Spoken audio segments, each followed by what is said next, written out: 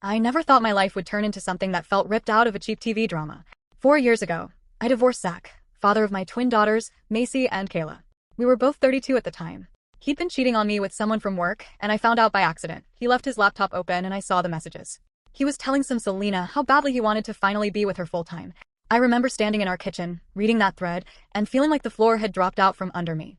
Despite the betrayal, we went through the divorce fairly civilly. I tried my best to keep things calm for the girls. We agreed to equal joint custody, 1 week with me, 1 with him. We lived in the same neighborhood in Concord, New Hampshire, to keep their school and routine stable. The first year and a half after the divorce went relatively smoothly. Zach was renting a 2-bedroom apartment just a few blocks from my house. We only talked when it involved the girls. I didn't trust him, how could I? But I kept my emotions out of it.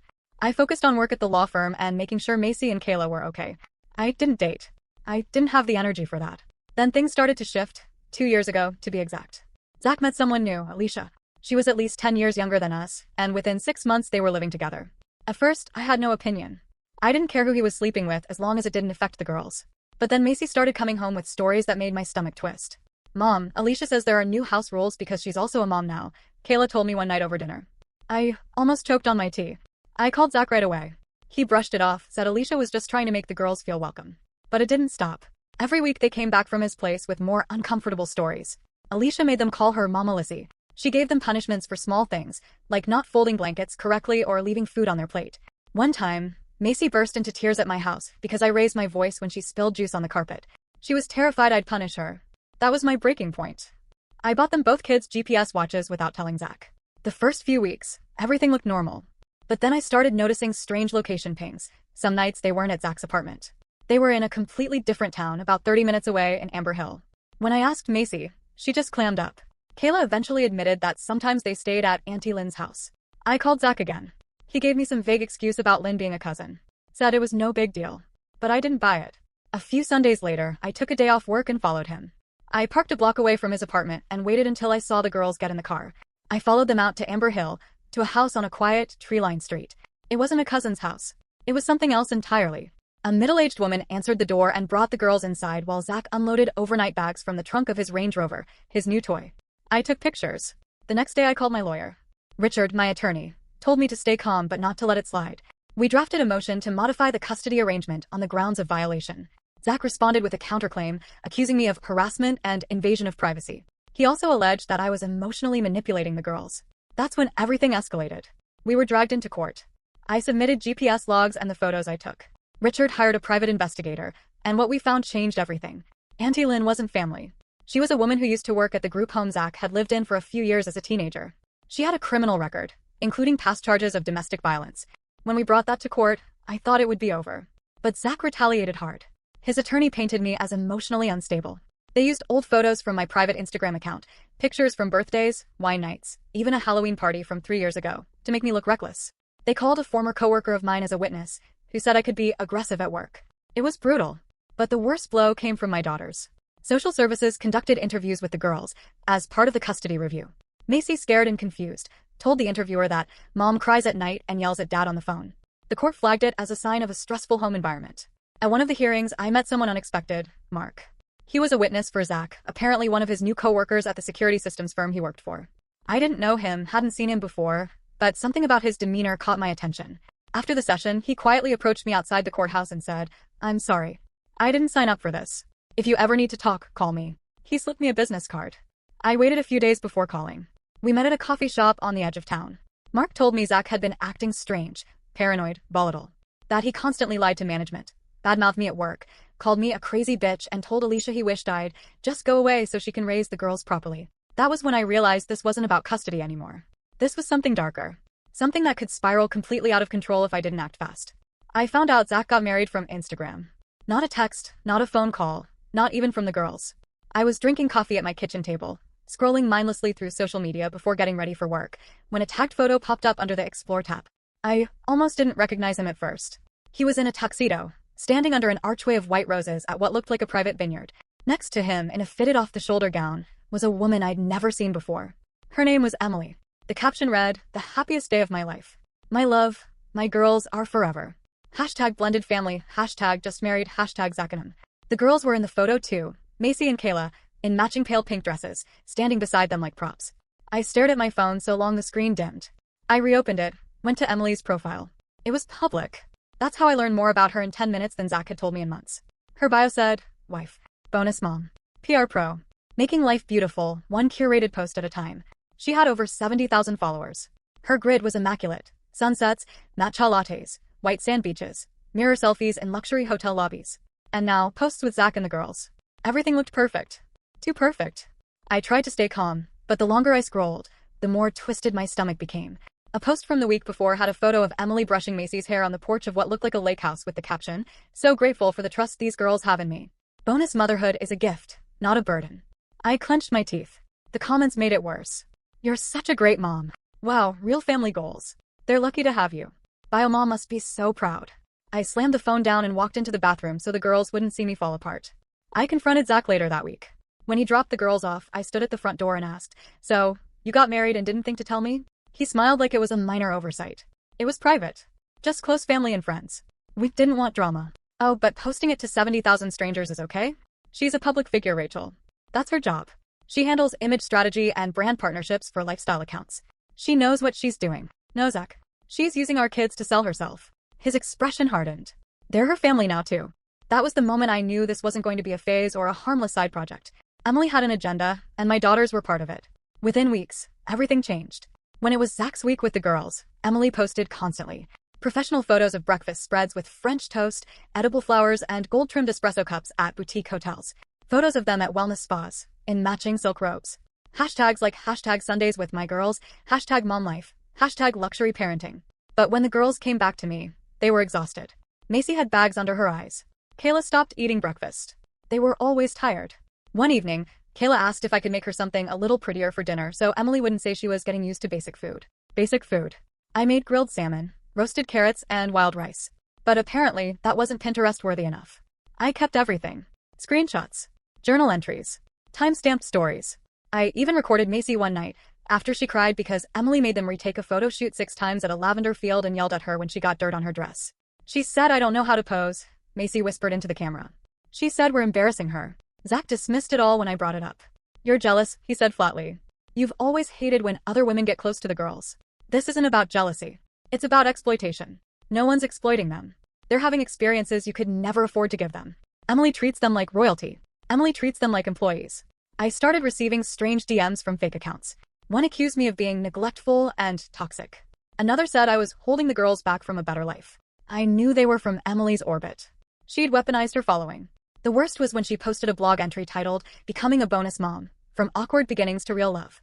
She wrote, "When I first met them, they were confused, reserved, and lacking emotional regulation. It was clear that their home life hadn't offered consistency. But I knew what they needed: boundaries, beauty, and the belief that they were worthy of more." That was about me. It didn't use my name, but every word was a knife. I spoke to Richard, my lawyer, again. We reviewed the custody agreement. There was nothing in it that forbade social media exposure, unless it could be proven as actively harmful. I'd need more. That's when Emily made her first major mistake. In a live stream she did from their kitchen, while reviewing a gifted espresso machine, Macy wandered into the frame. Her face was pale, her lips dry. Emily snapped, not realizing she was live. "God, Macy, you look dead. Could you at least brush your hair?"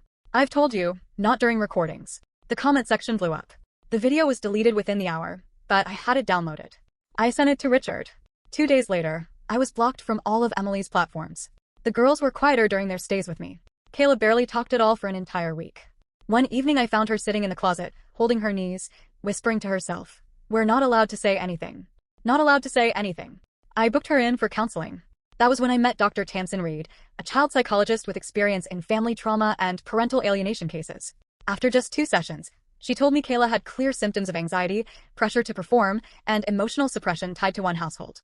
Macy confirmed it in her own way, drawing pictures of her family where Emily had an enormous angular crown and all of us, including me, were drawn with sad, drooping mouths. The tipping point came when Emily released a sponsored video with a major parenting brand. In it, she presented herself as a full-time mother of 2. She used footage of the girls, clips of their bedrooms in the new house she and Zach bought, even audio snippets from private conversations. I lost it. Richard and I filed an emergency motion. This time we weren't going for a modification. We were going for a full legal block on Emily's right to publish any content involving the girls. Zach fought back hard. His legal team argued Emily was exercising free speech and had never portrayed the girls in a harmful light. But we had video, testimony from Dr. Reed, and, unexpectedly, help from an anonymous source, a former assistant of Emily's who emailed my lawyer from a burner address. She said Emily regularly referred to the girls as branding tools and had once said, "If I can't post the girls, what am I even marketing?" That broke the case open. The court ruled in my favor. Emily was issued a cease and desist. Any further content involving the girls would be considered a violation and punishable by fine or injunction. Zach was reprimanded for failing to communicate significant life changes, including the marriage and relocation. But Emily wasn't done. Weeks after the ruling, she uploaded a cryptic video, soft piano music, close-up of a tear running down her cheek, and the words, "When courts punish love, who suffers?" The comments again exploded. She never said our names, but the implication was clear. Strangers began messaging Macy's school account. Some called me a bitter ex, others accused me of ripping apart a happy family. The school had to block multiple IPs. We were advised to limit the girls' online exposure entirely. That was the last straw. I bought new phones for the girls, disconnected their social media access, and began transition counseling full-time with Dr. Reed. Macy asked me one night if I hated Emily. I told her the truth. "I don't hate her," I said, brushing her hair back. "I just think she forgot that you're a person, not a prop." She nodded slowly. She said if I smiled better, I could get a modeling deal. That was all I needed to hear. I didn't expect to cry at a parent-teacher conference, but that's exactly what happened on a Wednesday afternoon in the middle of March. It started normally. I arrived at Maple Creek Elementary around 4:15 p.m., 15 minutes early for my meeting with Ms. Harrington, Macy, and Kayla's homeroom teacher. I brought my notes, things I'd noticed at home lately, Kayla's withdrawn mood, Macy's nervous habits, both girls' declining performance in math. I had questions. I always had questions these days. When Ms. Harrington opened the door to her classroom, she smiled politely. "Rachel, good to see you. Come in." The girls weren't there, of course. It was just us. I sat in a plastic chair, the kind made for third graders, while she handed me a thick folder filled with art projects and assignment copies. "We've been working on identity themes this semester. Family trees, autobiographies, early heritage." I nodded. Great. That should have been fun for them. And then she handed me Macy's family tree. At first, I didn't understand what I was looking at.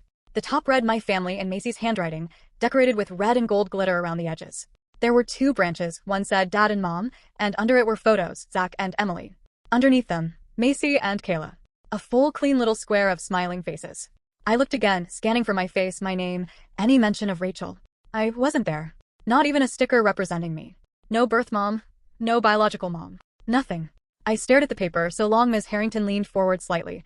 "I thought you want to talk about that." My voice barely worked. Where am I?" I asked Macy that.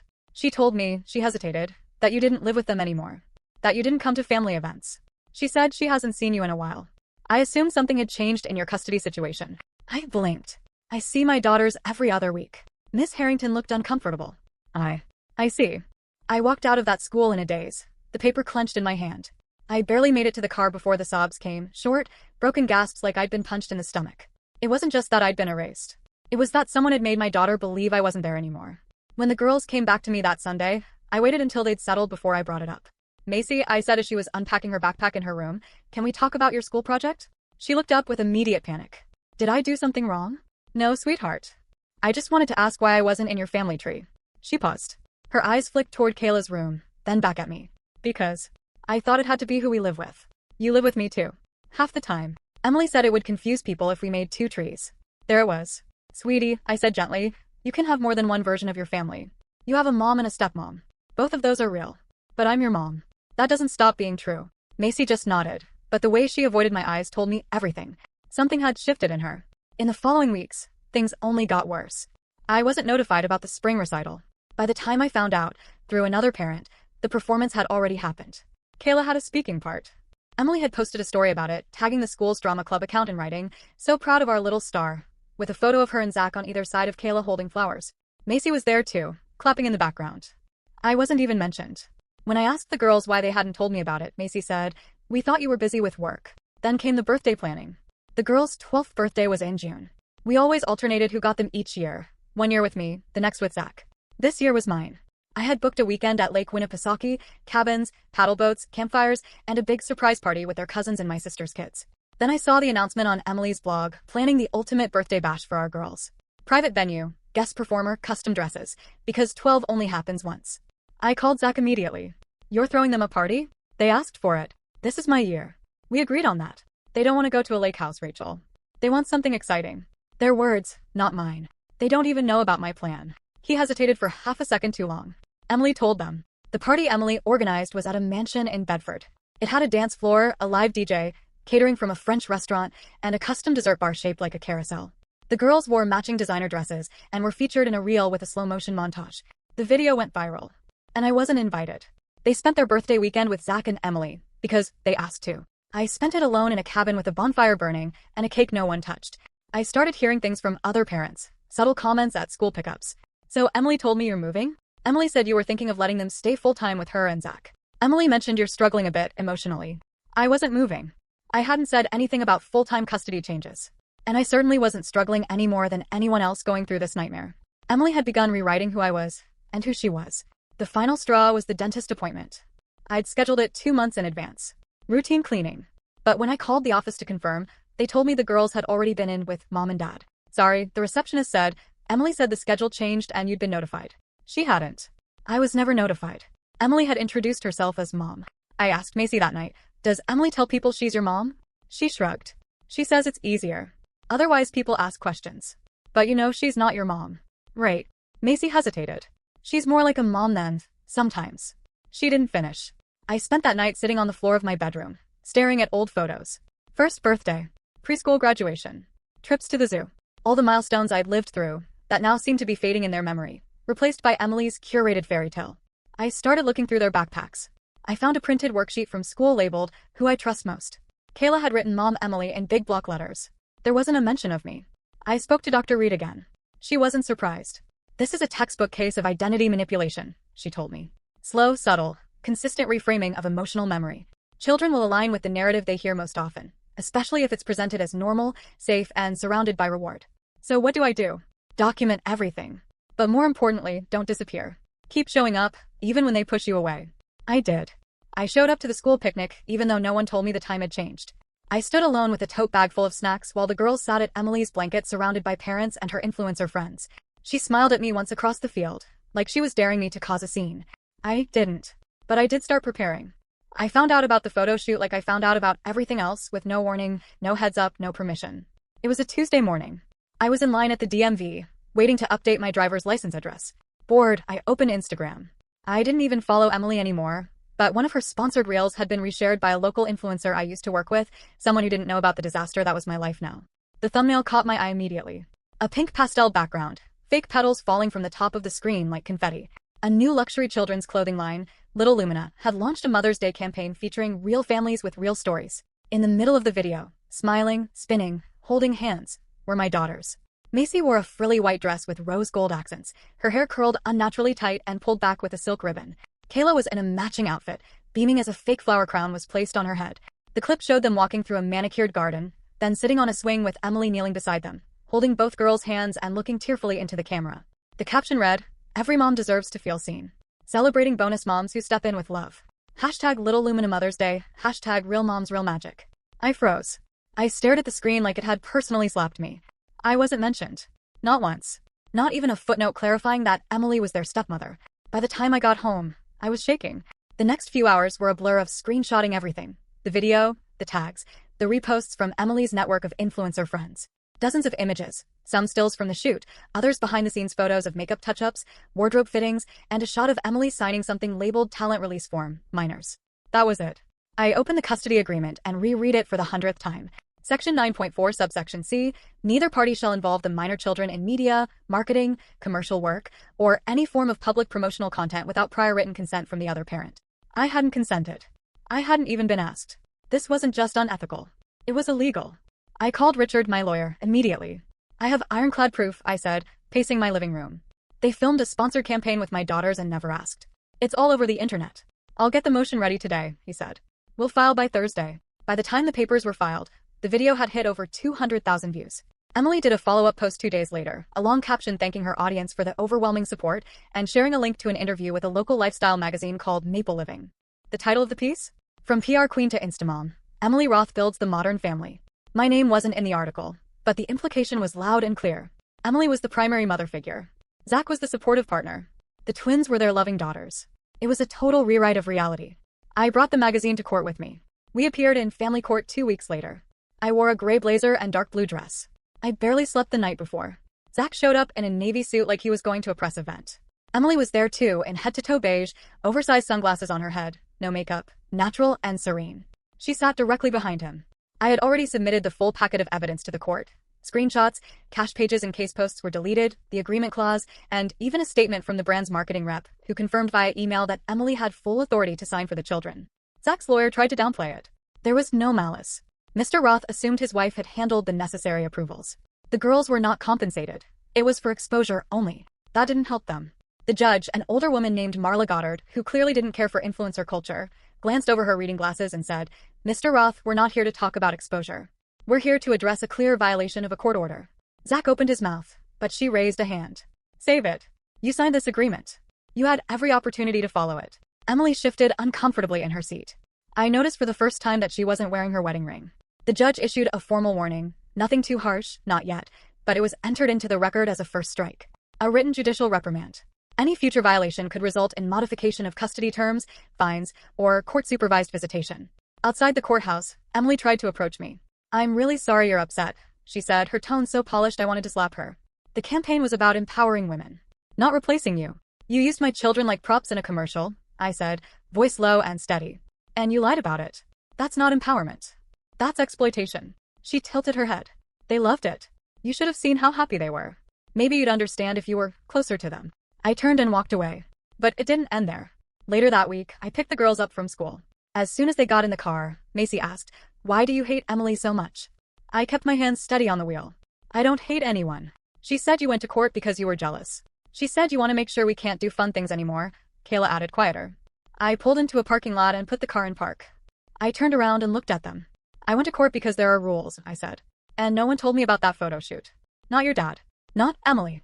I'm your mom, and I have the right to know when you're being filmed, photographed, or turned into an ad campaign." Macy folded her arms. "You're always trying to ruin stuff." Kayla just stared out the window. When we got home, I cried in the bathroom with the shower running so they wouldn't hear.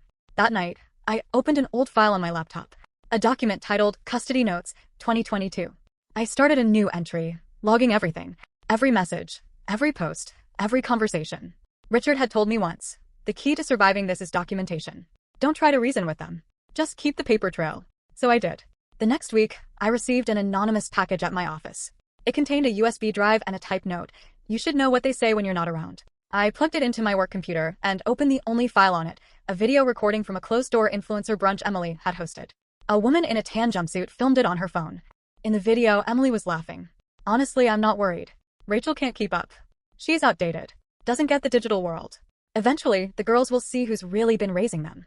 Someone off camera said, "Isn't she still in the picture?" Emily replied, "Legally, sure. But emotionally? Not for long." I sent the video to Richard. He told me to hold it, for now, but to be ready. If they step out of line again, we bring it all. They did. Emily posted a TikTok the following month with the girls, dancing in branded outfits to a trending sound. It wasn't an ad, but the logo on the clothes was unmistakable.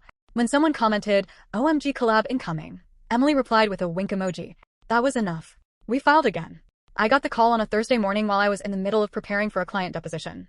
"Hi, this is Pamela Cross from Maple Creek Elementary. Is this Rachel Benton?" "Yes," I said, still reading through legal notes. "What's this about?" There was a pause. Then a strange tone.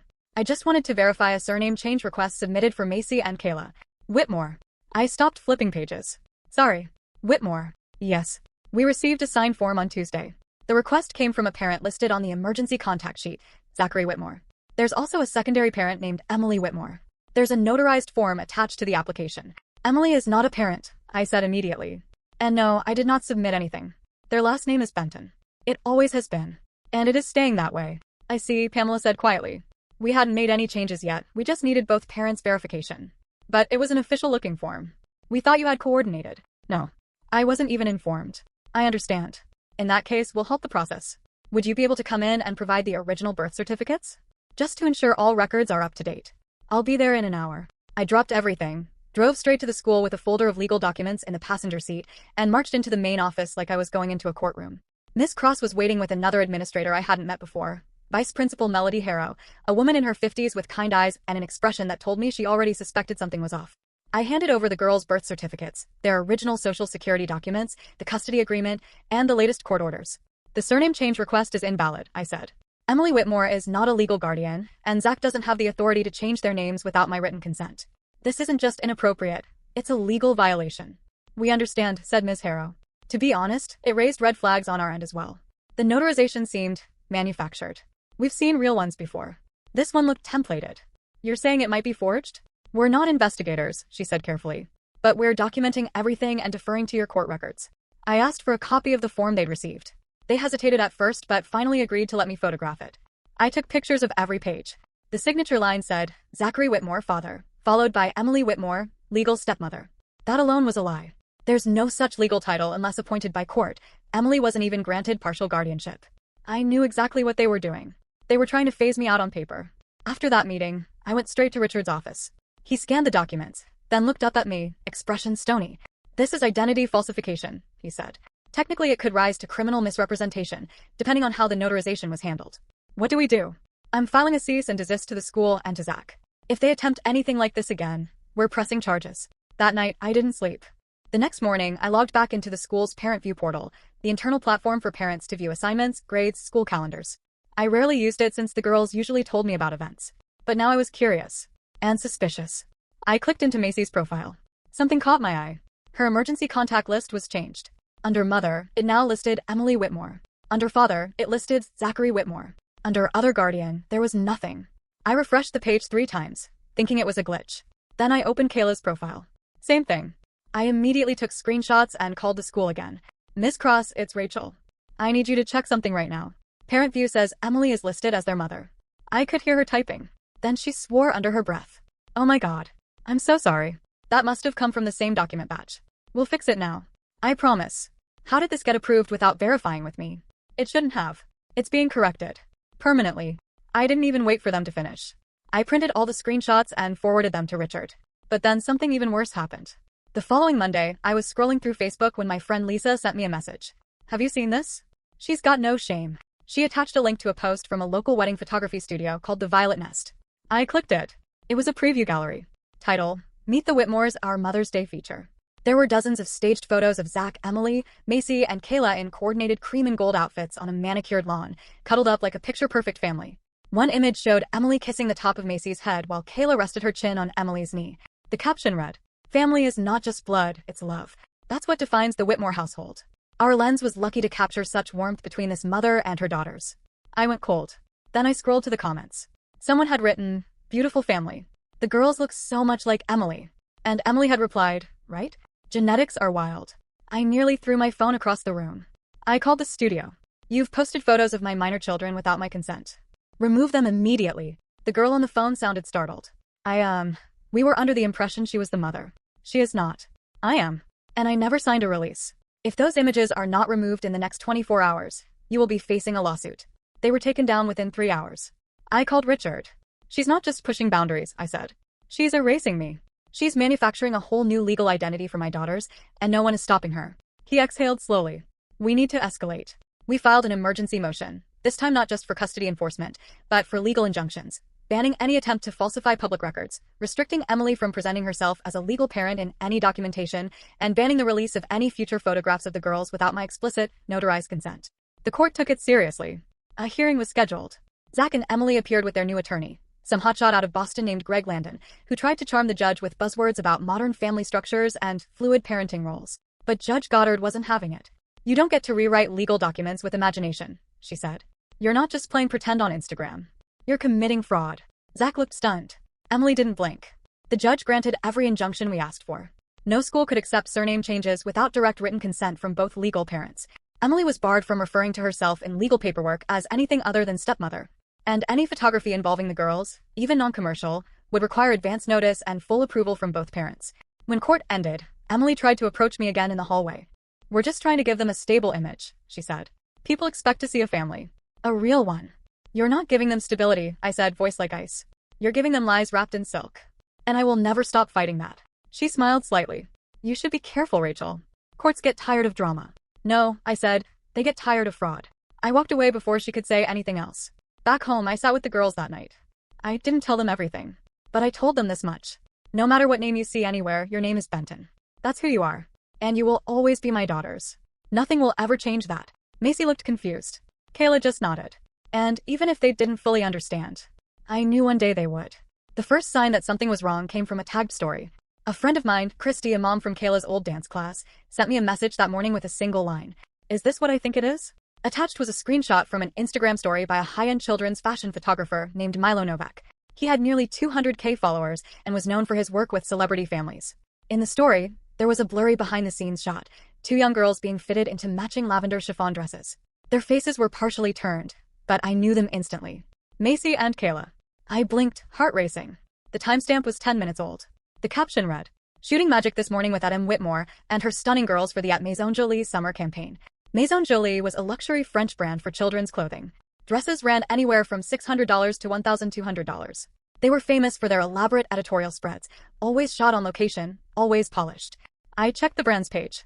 There it was, a post announcing a very special collaboration shoot in New England with one of our favorite mother-daughter duos.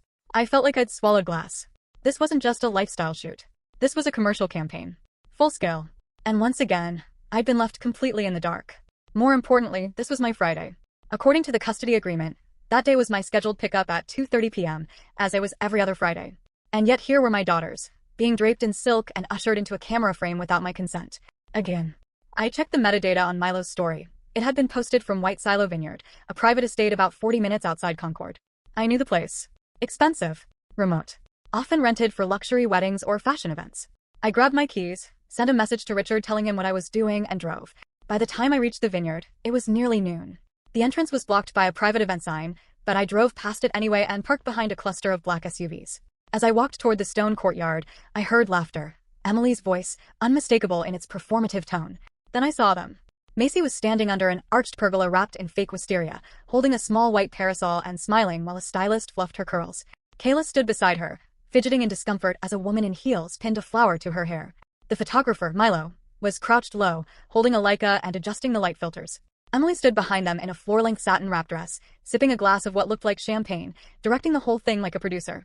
I stepped into the courtyard. No one saw me at first. Then Macy spotted me.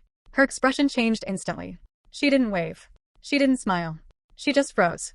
Emily turned, confused. When she saw me walking toward them, her face dropped. "Rachel," she said, clearly caught off guard. "What are you doing here?" "I'm here to pick up my daughters," I said calmly. "It's 2:15. "I'm early." "We're mid-shoot," she replied, quickly regaining composure. "We just need another hour or so." Maison Jolie paid for full access to the location. "You're not listening. This isn't your time. It's mine. You've known that since the custody hearing. This entire shoot is illegal. And it ends now." The stylist and photographer had gone quiet. Everyone was staring. Zach wasn't there. Of course he wasn't. Emily stepped closer. "Rachel, don't make this into a spectacle. You're going to upset them." I turned to the girls. "Macy, Kayla, please go change. We're leaving." Macy looked to Emily, uncertain. "Girls," I said again, voice firmer, "we're done here." Slowly, they moved toward the tent behind the pergola where the wardrobe racks were set up. One of the assistants followed them. Emily lowered her voice.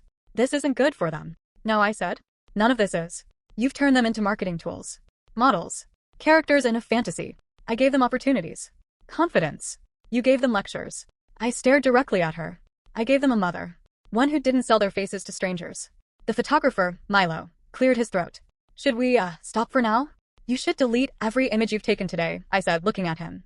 I have to talk to the client. The client doesn't have legal authority over these minors." "I do.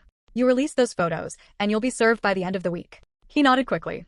Kayla and Macy returned a few minutes later, now in their regular clothes, hoodies and jeans, their hair still tightly styled but faces clearly unsettled. I crouched to their level. "We're going home now." "Okay." Kayla nodded. Macy looked conflicted, but she took my hand. As we walked past the rows of equipment and assistants pretending not to watch, I turned to Emily one last time.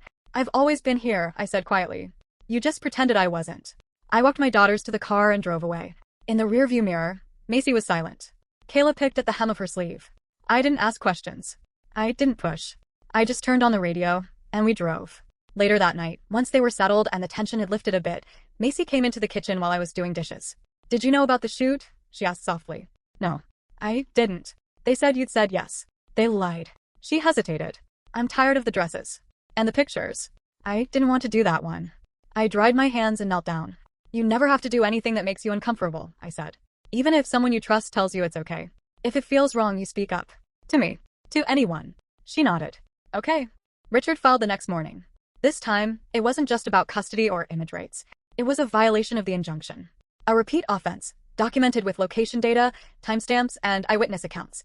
Milo Novak, under threat of legal action, submitted an affidavit stating that Emily had told him she had full clearance to feature the girls and that she handled all legal parental consent. We brought it to court. This time there was no warning. It was an official infraction. The judge issued a temporary restriction on Emily's presence at any media production involving the girls, pending a full custody review. Zach was reprimanded for absence and negligence. The girls would now be subject to supervised evaluations with a court-appointed child psychologist. Emily's social media went dark for 3 weeks. The Maison Jolie campaign was cancelled. And for the first time in months, the house was quiet again. I didn't feel victorious, but I did feel heard. And that was a start. The email came on a Saturday morning, buried in my inbox between a receipt from Target and an alumni newsletter I never read. The subject line just said, "I'm Emily's sister. I think you deserve to know the truth." I almost deleted it without reading, assuming it was another phishing attempt. But something made me click. The message inside was brief. "Hi Rachel. We don't know each other, but I'm Emily's older sister. My name is Caitlin Reeves. I've watched everything unfold over the past year and said nothing, but I can't stay silent anymore. I've attached video and audio from events where Emily knowingly lied about being the girl's only mother. She told the family a completely different story than what seems to be reality. If what I'm sending you helps, use it. If not, delete it. But you should know the version she's selling isn't even close to the truth. Caitlin." There were 6 attachments, 3 video clips, 2 audio recordings, and 1 zipped folder labeled Blog Drafts 2024. My heart raced as I downloaded the files. The first video was a panel recording from a women's business retreat in Maine called Brand Bloom, hosted last November. Emily was one of the speakers. She sat on stage between 2 other influencers, dressed in beige slacks and a silky top, sipping from a branded tumbler. "When I married Zach, I stepped into a really big role," she said confidently.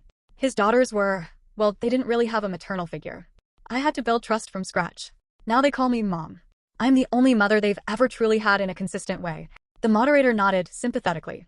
"That's so powerful," she went on. "Biology is a beginning, not a bond. I raise them. I teach them. I nurture them. They're my girls."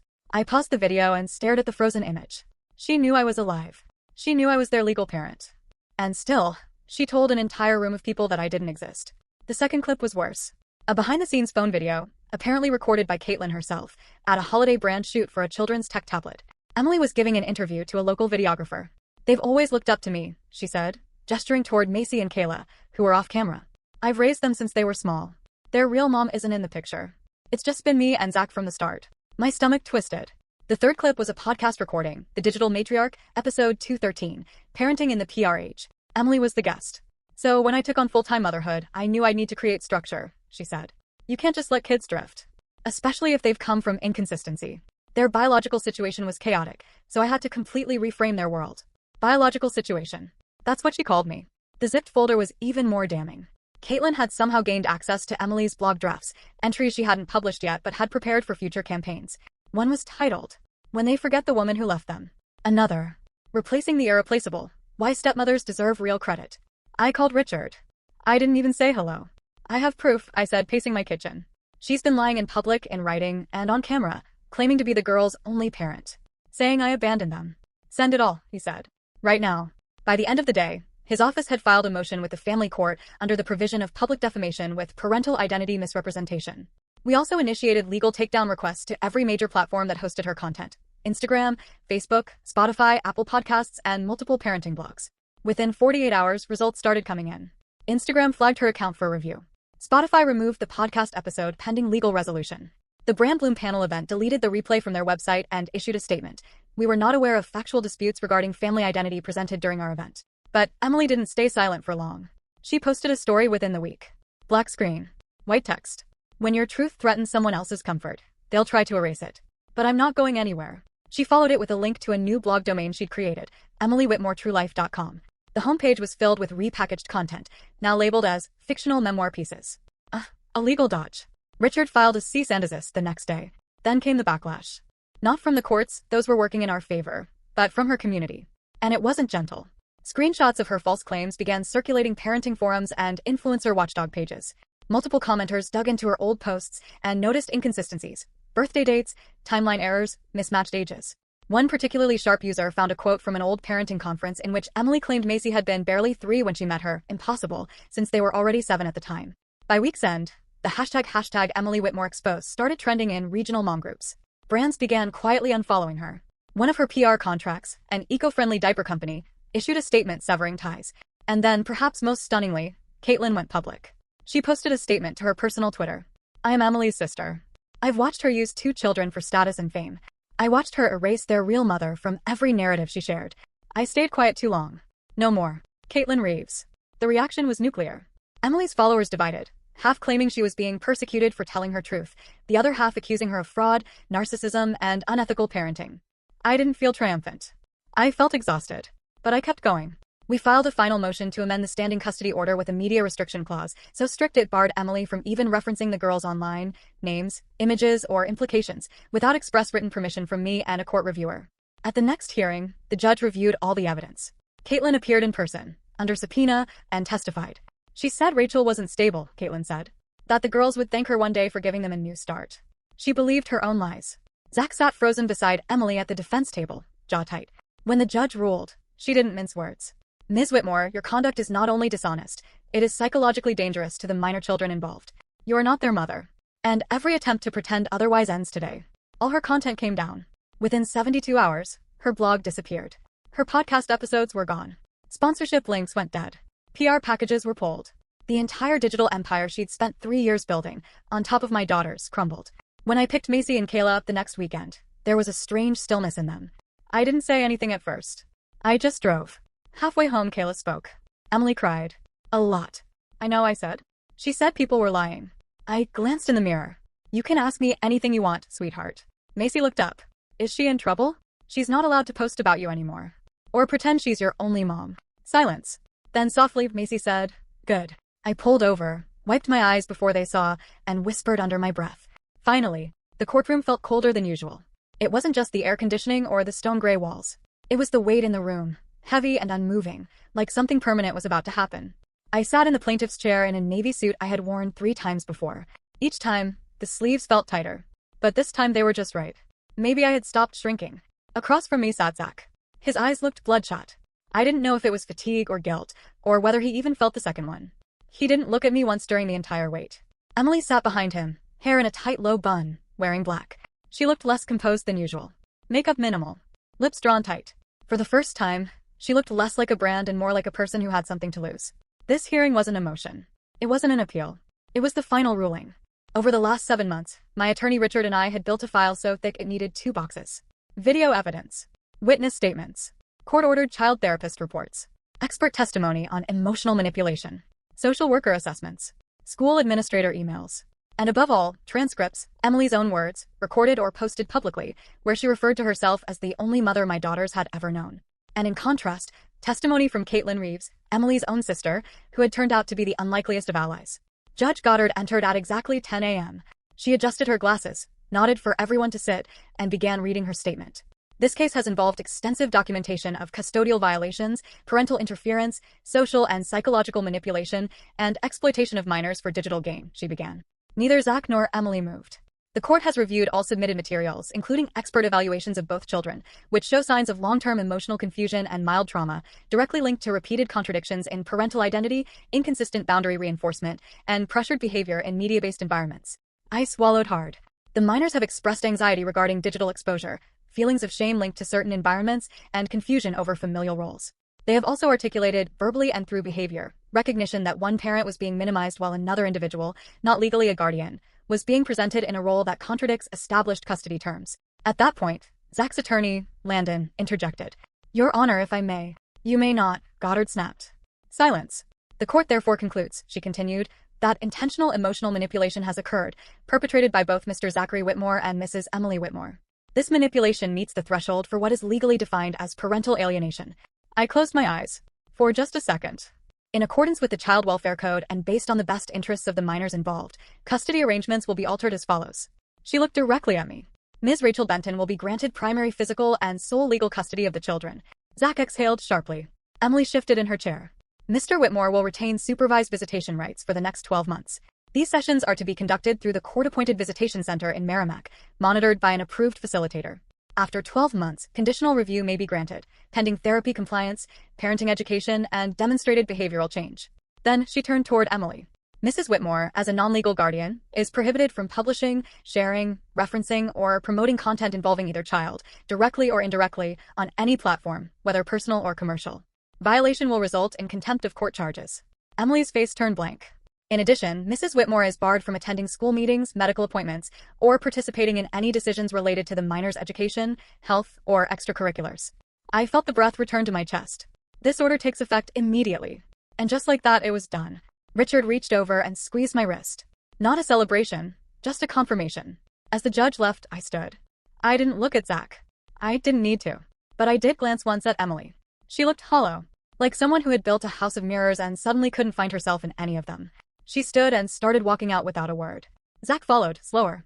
Once they were gone, I sat back down for a minute. Just 1 minute to breathe.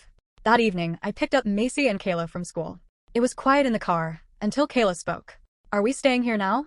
I looked in the mirror and nodded. Yes. You're with me now. For good. Emily can't make us do shoots? Macy asked. No. No more cameras. No more dressing up for strangers. They didn't smile right away. But they did lean back in their seats, almost like their muscles had finally loosened. When we got home, I found Kayla's stuffed turtle on her bed, the one she hadn't touched in months, and Macy sat on the couch and opened a book. That night, they fell asleep without asking for the white noise app they used to need at Zach's place. I sat in the hallway, outside their door, just listening to the sound of silence. It was the first time in years I didn't feel like I was losing. It was the first time in years I didn't feel like a visitor in my own children's lives. It was the first time in years I felt like their mother again, not just legally, not just biologically, but fully, clearly, without distortion.